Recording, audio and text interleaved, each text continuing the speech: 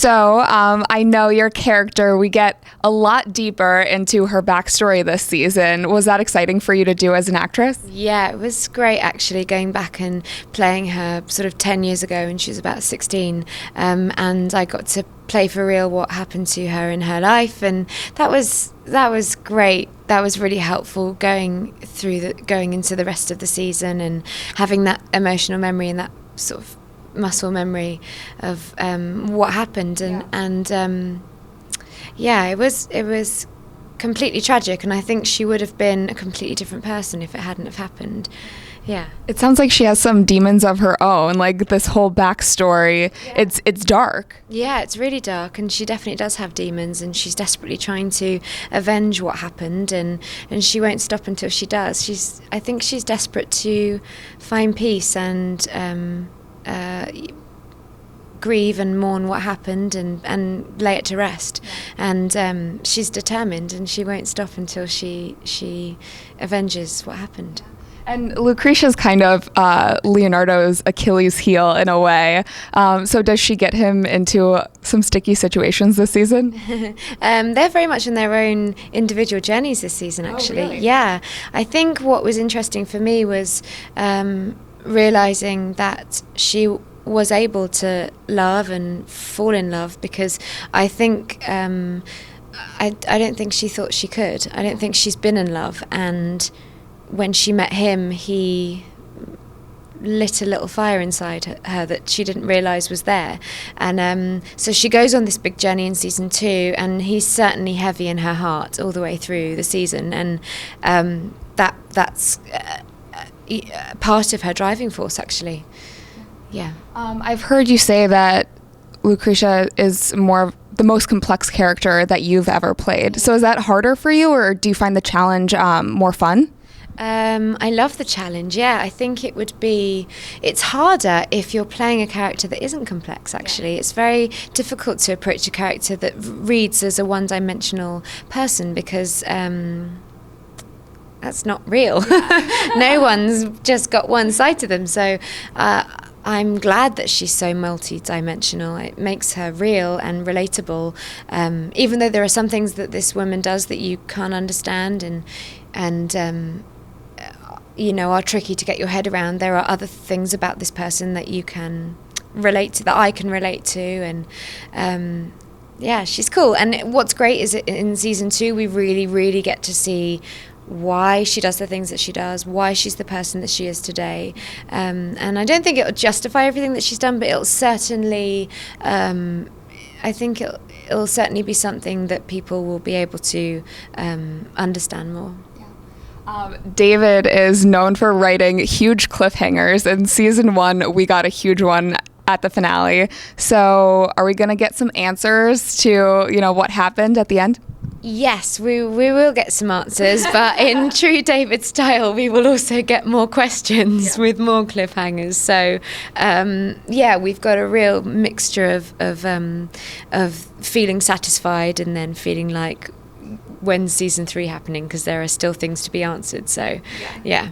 And I know the boys get to play with the swords a little bit more than you do, but has it been cool to just do a period piece with all these other things going on and all these other elements like sword fighting and... Yeah, for sure. And my character is, she kind of takes the role of, she's more masculine than feminine a lot of the times. Yeah, certainly, in comparison to a lot of the women who were living in the Renaissance era at that time, she does get to pick up a knife and a sword and use them.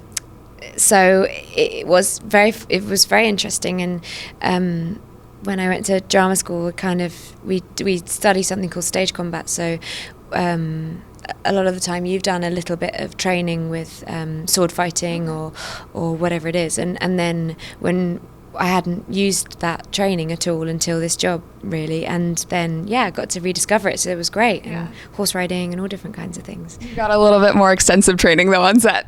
Yeah, a little bit. I always try and do my own stunts as well, and I think they've learned now that they shouldn't let me do my own stunts because I am actually I'm all right. I am actually, you know, I'm fine. Not too comfy. No, well, a little bit. Yeah, I think I'm a bit trigger happy, so I'm like, right, let's do this. And there was one situation where the props guys had made me these foam rocks because I had to pick up a rock and smash this like guy in the face and get him out of my way. It was in first season, and I was knocked to the ground, but not where my foam rocks were, where my prop rocks were. I was knocked to the ground where real rocks were. So I just thought, I've just gotta go for it. So I just grabbed a rock and whacked a poor stunt guy around the face with it. You didn't. Yeah, and then the director said afterwards that it looked great. He was like, it looked great, but It was so real. yeah, but I knew I'd hit him around the face with a real rock, so I ran straight down the barrel of the camera going, oh my God. And he was like, if I hadn't have done that, then it would have looked good. But because I ruined it with running straight down the barrel of the camera going, I just hit a stunt guy around the face with a real rock, I ruined the take. You were just in the heat of the moment. I was in the heat of it, yeah. What are some of the other stunts that you've gotten to do for this season? I got a knife in the eye. Really? Yeah, by naughty Blake Ritson as Riario. Yeah, he holds a knife to my eye, which was pretty exciting. And there's some water stunts and lots of different things this year. Yeah. Would you say you're a little bit of a daredevil if you do your own stunts? Well, no, actually, because things like if someone said to me, tomorrow we're going to go up the canyon and do a bungee jump, I'd be like, you go, I'll take the pictures. Or I'll stand at the bottom and film you. So I'm not a daredevil, but I don't know, something happens when you're on set and you're surrounded by the crew, and I don't know, I think you get overconfident. Yeah, and caught in the moment. Yeah. But yeah, as me, I think I'm like, I'll watch you do it. Yeah. So I know that this season also it's extended to 10 episodes now, right? Yes. And so it gives you more of an opportunity to explore your character, obviously. Yeah. But in season 1, since you hadn't heard her backstory yet, did David or any of the directors or anyone give you any clues to what was coming up? Yes, David is really good at telling you how the seasons are going to pan out, and he's got it all mapped out in his head. Yeah. So he's like the Bible to go to when it comes to your character, and he had said to me that he wanted to tell the story of Lucretia's past and what had happened to her and why she was the way she was.